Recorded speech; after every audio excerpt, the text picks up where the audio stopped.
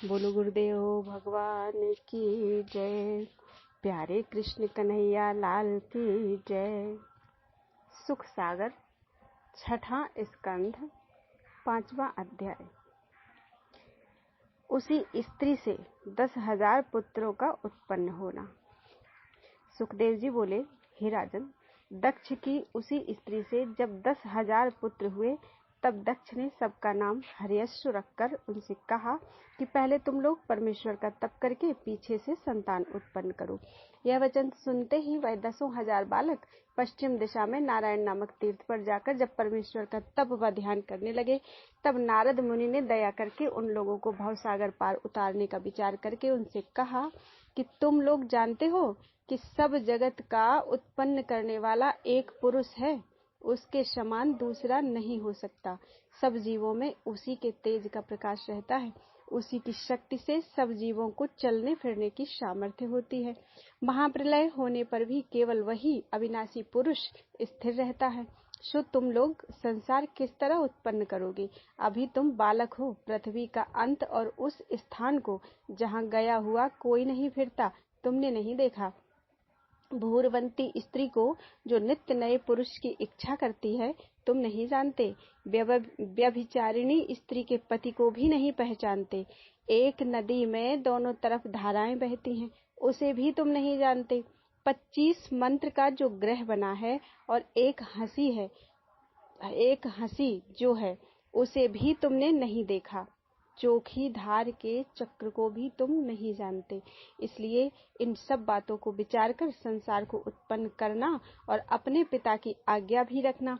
जब नारद जी पहेली के समान यह ज्ञान बतलाकर चले गए, तब बालकों ने आपस में बैठकर अपने ज्ञान से उन सब बातों का यह अर्थ विचारा कि पृथ्वी जीव है और उसका अंत मोक्ष है। जब तक उसको हम ना जान लें तब तक सृष्टि की वृद्धि क्या करेंगे? वह पुरुष नारायण जी हैं, उनकी कृपा व दर्शन हुए बिना हम क्या कर सकते हैं? वह स्थान बैकुंठ है जहाँ गया हुआ फिर संसार में जन्म नहीं लेता। उसको देखे बिना हमसे क्या हो सकेगा? भूरवंती स्त्री को बुद्धि समझो। उसको एक चित्त किए बिना हम संसारी जीव कैसे उत्पन्न करेंगे? व्यभिचारिणी स्त्री का पुरुष जीव है, सो वह संसारी माया में फंस गया है। उसको अलग किए बिना संसार हमसे नहीं उत्पन्न होता है। दोनों तरफ बहने वाली नदी माया को समझना चाहिए। जगत में एक मरता है, दूसरा जन्म लेता है। एक घर में ढोल बजाकर हर्ष से लोग गाते हैं और दूसरे के यहाँ शोक व विलाप होता है। जब तक उस माया का भेद हमें ना मालूम हो, तब तक संसार हमसे नहीं उत्पन्न हो सकता। 25 तत्वों का बना हुआ यह शरीर है, इसमें परमेश्वर का प्रकाश है। उस ईश्वर को जाने बिना हमारा किया कुछ न होगा। हंस वेद शास्त्र को समझो, जिसका वचन बंध व मोक्ष का बनाने वाला है। उसको जाने बिना हम जगत की उत्पत्ति नहीं कर सकते।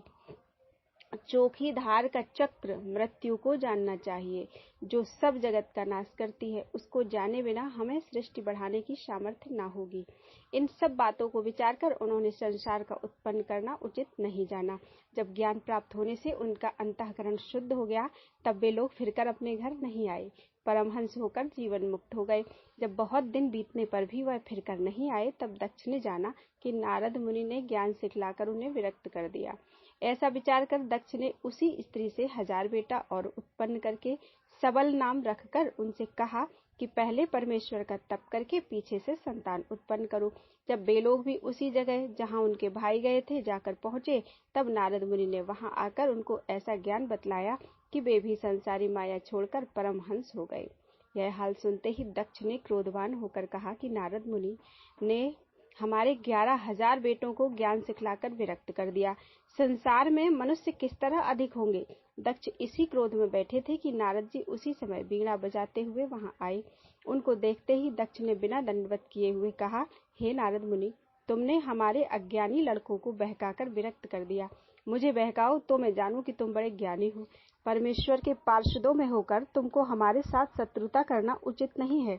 तुम केवल यति व सत्यवादी हो, वेद शास्त्र के धर्म को नहीं जानते। मनुष्य को देवऋण, पितृऋण और ऋषि ऋण, तीनों ऋण से अवश्य उऋण होना चाहिए। सो मेरे बालक अभी 3 ऋणों से नहीं छूटे, तुमने किस वास्ते उनको ज्ञान सिखलाकर विरक्त कर दिया? क्या तुम स्त्री पुत्रादि का गृहस्थाश्रम में रहना अच्छा नहीं समझते? जो गृहस्थ शास्त्र के अनुसार अपना कर्म व धर्म रखे, वह निस्संदेह योगी व परमहंसों की गति को पहुंचता है। तुमने वेद शास्त्र का धर्म निषिद्ध जाना, इसलिए मैं परमेश्वर से चाहता हूँ कि तुम 2 घड़ी से अधिक एक जगह न रहो। कदाचित ठहरो तो तुम्हारा सिर दुखे। ऐसा शाप दक्ष ने नारद को दिया। नारद जी को भी शाप देने की सामर्थ्य थी, पर उन्होंने दक्ष को हरिभक्त जानकर कुछ शाप नहीं दिया। आनंद पूर्वक वहां से चले गए। तब दक्ष ने ब्रह्मा से जाकर कहा कि तुम्हारा पुत्र नारद मुनि हमारे बेटों को ज्ञान सिखलाकर विरक्त कर देता है, संसारी सृष्टि किस तरह बढ़ेगी? यह सुनकर ब्रह्मा जी बोले कि तुम कन्या उत्पन्न करो। उन्हें घर में रहने से नारद ज्ञान उपदेश नहीं कर सकेंगे। स्त्रियों को जल्दी ज्ञान नहीं प्राप्त होता, वे अपने अर्थ को अच्छा जानती हैं, उनसे संसारी जीव अधिक होंगे। बोलो वृंदावन बिहारी लाल की जय। 6वां अध्याय, दक्ष का उसी स्त्री से 60 कन्याएं उत्पन्न करना। सुखदेव जी बोले, हे राजन, फिर दक्ष ने ब्रह्मा जी की आज्ञा अनुसार उसी अशिक्ति नाम की स्त्री से 60 कन्याएं उत्पन्न की। उनमें से 10 अंगिरा ऋषिश्वर को, 2 कृशाश्व प्रजापति को विवाह दिया। उन्हीं कन्याओं से बहुत से जीव, देवता, मनुष्य, दैत्य, दानव, पशु, पक्षी उत्पन्न हुए। हम उन सब कन्याओं और उनकी संतानों के नाम संक्षेप से कहते हैं, सुनो। धर्म की 10 स्त्रियों के नाम भानु, लंबा, कक्कौ, जामी, विश्वा, साध्या, मृत्युवती, बसु, मुहूर्ता और संकल्पा था। भानु का बेटा ऋषभ, उनसे इंद्रसेन। लंबा का पुत्र विद्युत, उनसे मेघ। कक्कौ का बेटा संकट, उनसे विटक। और किकीट से किले के देवता उत्पन्न हुए। जामी का पुत्र स्वर्ग, उनसे नंदप जन्मा। विश्वा का बेटा विश्वदेवा। साध्या के पुत्र साध्यगण, उनसे अर्थ सिद्ध हुआ। मृत्युवती के बेटे इंद्र और उपेंद्र हुए। वसु के अष्टवसु देवता जन्मे। मुहूर्ता से मुहूर्तों के देवता।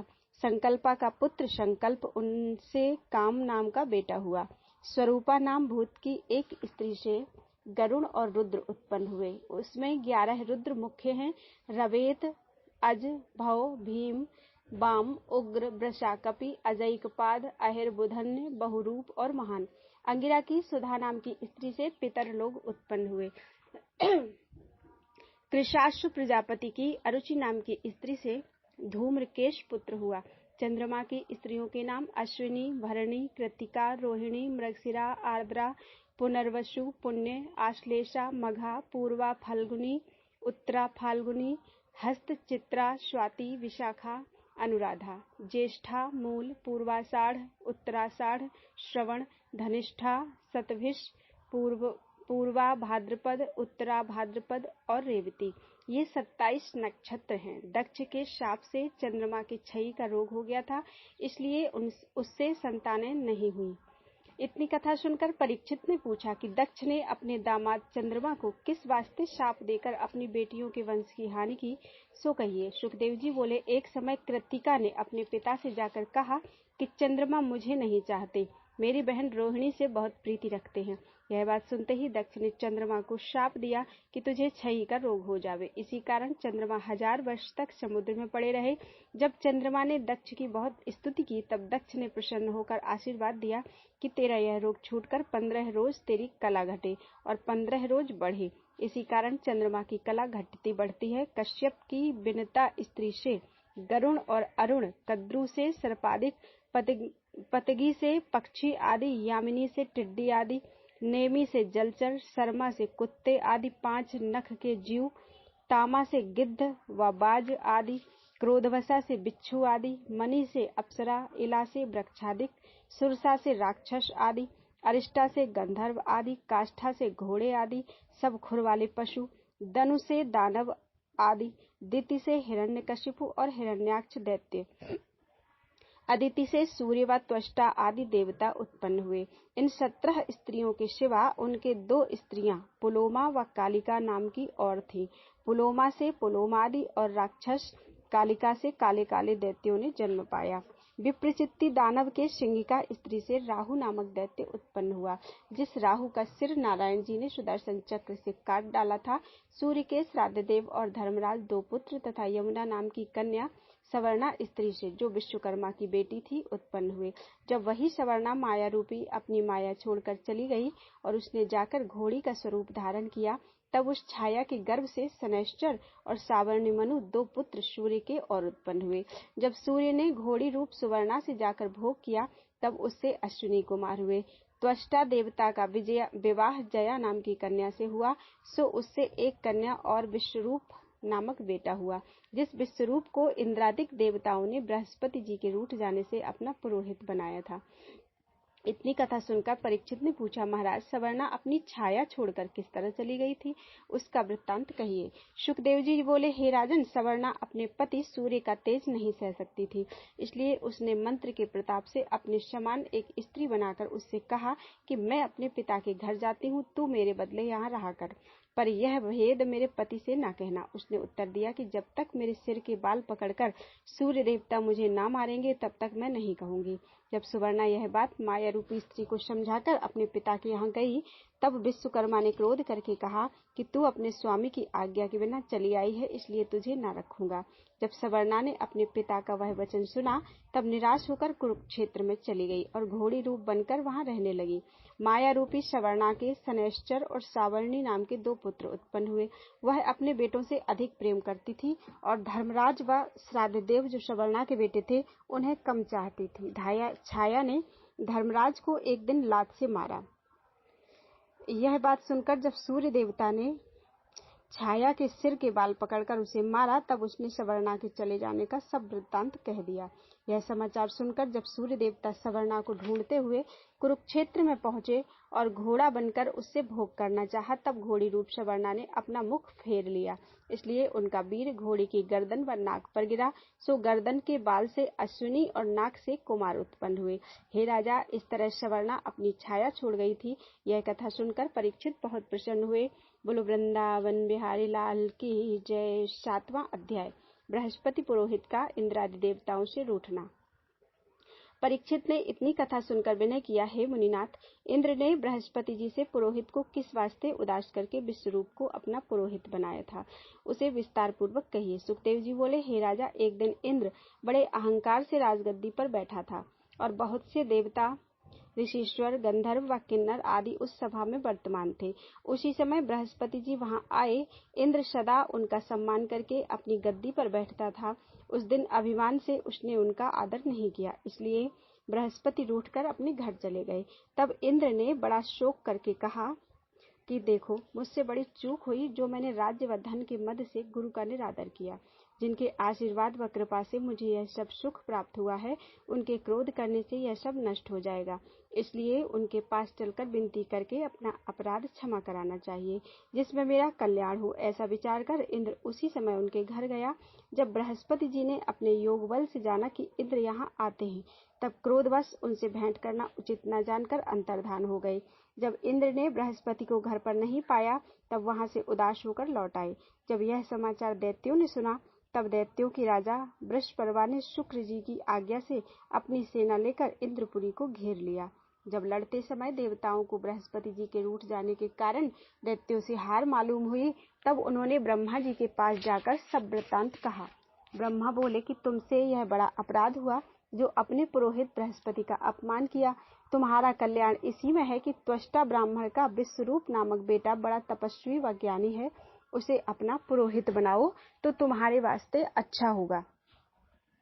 यह वचन सुनते ही इंद्र ने त्वष्टा के पास जाकर हाथ जोड़कर विनय किया, महाराज, मैं आपके पास भीख मांगने आया हूँ, सो आप दयालु होकर मेरे पुरोहित होजिए और ऐसा उपाय कीजिए जिसमें हमारा राज्य बना रहे। त्वष्टा ने उत्तर दिया कि पुरोहित होने से तपोबल घट जाता है, पर तुम विनती बहुत करते हो, इसलिए मेरा बेटा विश्वरूप पुरोहित होकर तुम्हारी सहायता करेगा। विश्वरूप ने अपने पिता की आज्ञानुसार पुरोहित बनकर ऐसा यत्न किया कि हर इच्छा से इंद्र वृषपर्वा को युद्ध में जीतकर अपने इंद्रासन पर स्थित हुआ। बोलो वृंदावन बिहारी लाल की जय। 8वां अध्याय, जिस कवच के प्रताप से इंद्र ने दैत्यों को जीता था, उसका महात्म्य वर्णन करना। परीक्षित ने इतनी कथा सुनकर पूछा, हे सुखदेव स्वामी, विश्वरूप की थोड़ी कृपा करने से इंद्र ने किस तरह दैत्यों को जीतकर अपना राज्य स्थिर रखा। सुखदेव जी बोले, हे राजन, विश्वरूप ने इंद्र को ऐसा नारायण कवच सिखला दिया कि जिस कवच का मंत्र पढ़कर अंग पर फूंक देने और वह कवच लिखकर भुजा पर बांधने से किसी शस्त्र का घाव नहीं लगता। जिस तरह शूरवीर अपने अंग की रक्षा के वास्ते कवच पहन लेते हैं, उसी तरह का कवच इसे समझना चाहिए। सो राजा इंद्र वही मंत्र अपने शरीर पर फूंक कर लड़ने के वास्ते चढ़ा था, उसी के प्रताप से दैत्यों को जीता। यह सुनकर परीक्षित ने विनय किया, महाराज, जिस कवच में ऐसा गुण व प्रताप है, उसे विस्तार पूर्वक वर्णन कीजिए। सुखदेव जी बोले, हे राजा, जिस समय किसी मनुष्य को कुछ भय प्राप्त हो, उस समय हाथ पांव धोकर आचमन करके उत्तर मुंह बैठे और 8 अक्षर के मंत्र से अंग न्याय व करन्यास करके 12 अक्षर का मंत्र पढ़कर यूं कहे, जल में मत्स्य अवतार रक्षा करें, पाताल में वामन अवतार रक्षक हो, जहाँ पर किला व जंगल है वहाँ नरसिंह जी रक्षा करें, मार्ग में यज्ञ भगवान रक्षा करें, विदेश में व पर्वत पर रामचंद्र जी रक्षक हो, योग मार्ग से दत्तात्रेय जी रक्षा करें, देवता के अपराध से सनत कुमार रक्षा करें, पूजा के विघ्न में नारद जी सहायक हो, कुपथ्य से धन्वंतरी वैद्य रक्षा करें, अज्ञान से वेदव्यास जी और अधर्म से कलंकी भगवान सहायता करें, गोविंद नारायण बलभद्र मधुसूदन ऋषिकेश पद्मनाभ गोपीनाथ दामोदर ईश्वर परमेश्वर जो भगवान के नाम हैं के 8 पहर सब अंगों व इंद्रियों की रक्षा करें। वैकुंठनाथ का शंख चक्र गदा पद्म और गरुड़ जी अनेक भय से रक्षा करें। यही कवच विश्वरूप ने इंद्र को बतलाकर कहा, हे इंद्र, इस नारायण कवच को धारण करने वाले मनुष्य का सब भय छूट जाता है। यही कवच पढ़कर गरुड़ जी वैकुंठनाथ को अपने ऊपर बैठाकर उड़ते हैं, जिसके प्रताप से कोई उनको जीत नहीं सकता। इस कवच का अभ्यास रखने वाला कौशिक नाम का ब्राह्मण मरुदेश में मर गया था, उसकी हड्डियां वहां पड़ी थी। एक दिन चित्ररथ गंधर्व का विमान उड़ता हुआ चला आता था। जैसे ही विमान की छाया उन हड्डियों पर पड़ी, वैसे ही विमान उलट गया। जब बालखिल्य ऋषीश्वर के उपदेश से उस गंधर्व ने उन हड्डियों को सरस्वती नदी में प्रवाह किया, तब उसका विमान फिर उड़ने लगा। सो हे राजन, ऐसा नारायण कवच हमने तुम्हें सुनाया, जो इस कवच को पढ़ा करे उसके सामने युद्ध में कोई ठहर नहीं सकता। बोलो वृंदावन बिहारी लाल की जय। 9वां अध्याय, इंद्र का अपने पुरोहित विश्वरूप को मारना। सुखदेव जी बोले, हे राजन, विश्वरूप के 3 मुख थे। एक मुंह से वे सोमबली लता का रस निकालकर यज्ञ में पीते थे, दूसरे मुख से मदिरा पीते थे और तीसरे मुख से अन्नादिक भोजन करते थे। इंद्र ने कुछ दिनों के उपरांत विश्वरूप से कहा कि मैं तुम्हारी दया से यज्ञ करना चाहता हूँ। जब विश्वरूप की आज्ञा अनुसार यज्ञ आरंभ हुआ, तब एक दिन किसी दैत्य ने विश्वरूप से के पास जाकर कहा कि तुम्हारी माता भी दैत्य की कन्या है, इस कारण हमारे कल्याण के वास्ते एक आहुति दैत्यों के नाम पर भी यज्ञ में दिया करते तो उत्तम होता। विश्वरूप उस दैत्य का कहना मानकर आहुति देते समय दैत्यों का नाम भी धीरे से लेने लगा।